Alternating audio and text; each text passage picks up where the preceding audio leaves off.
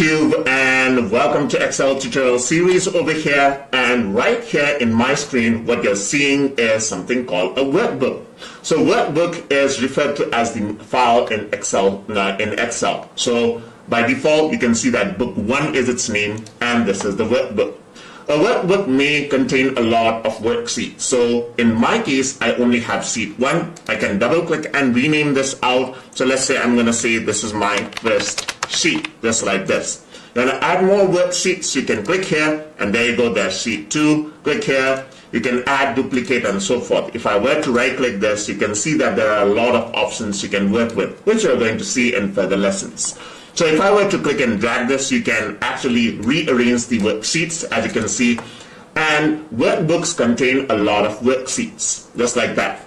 So over here, you can see that here I got cells. I can click and select different cells right here on the worksheet. So if I were to click here and select this cell, you can see that now my X column is highlighted and 8th row is highlighted. So my cell is referred to as the H8 cell, as you can see right here.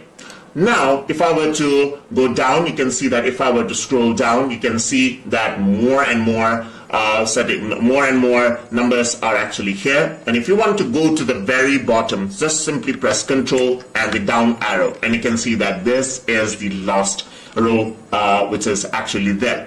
You press Control and up, it'll go back to the top. Control and right, it'll go to the end. XFB is the max row that Excel sheet actually stores. If I were to press Control back, it actually goes here. You want to select all the cells, simply click here, and all of the cells are selected right there. Click here, back, and it deselects everything.